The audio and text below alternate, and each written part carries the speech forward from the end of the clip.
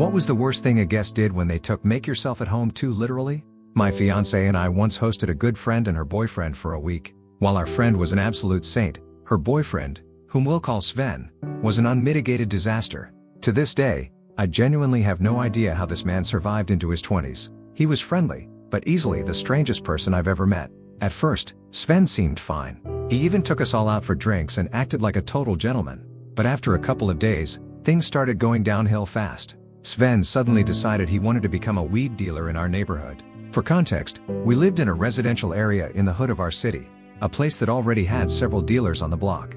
My fiancée and I tried to convince him this was a terrible idea, especially since we didn't want the existing dealers thinking our house was competition. But Sven didn't listen. Thankfully, nothing serious happened, and he didn't cross paths with anyone important. What he did do, however, was wander over to our next-door neighbor's house and invite himself inside. At some point, he texted his girlfriend saying he was just hanging out with the neighbor. For the record, our neighbor was a nice enough guy, but not someone we'd ever spent time with socially. So, we began the awkward process of trying to extract Sven from their home. Sven wasn't picking up on social cues and stayed put. Then, out of nowhere, he stood up and shouted, "Oh shit, I'm bleeding." His shin was bleeding heavily because, apparently, he'd picked at a scab. The neighbor politely offered him a band-aid, but Sven waved it off, saying, "Nah, man, I can handle it." Eventually, we managed to get him out of the house, but not before he bled all over the neighbor's floor. The next morning, things got even weirder. My fiancée woke up before sunrise and went to use the bathroom, only to find Sven in our backyard, pants down, masturbating. She chose not to confront him because, understandably, the whole situation was just too weird. Later, we asked his girlfriend about it, assuming maybe they wanted some alone time for intimacy.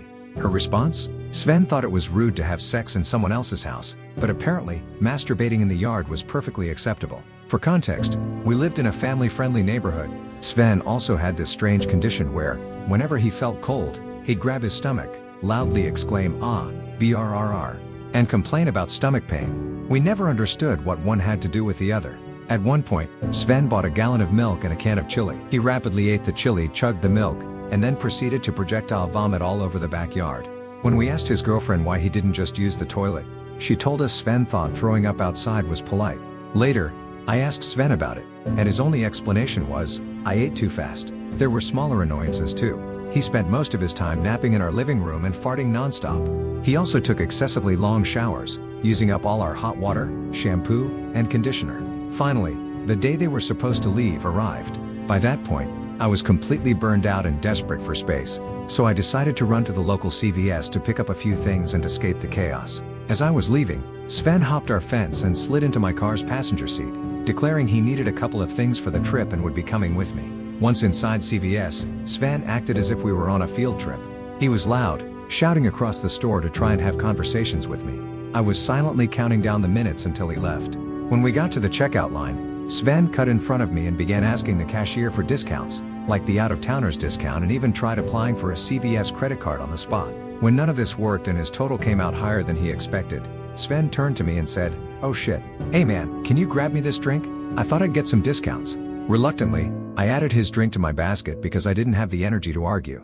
Then Sven looked into my basket, noticed the shampoo and conditioner I was buying to replace what he had used up, and said, "Damn, dude, you go through a lot of suave for a bald guy." I was speechless.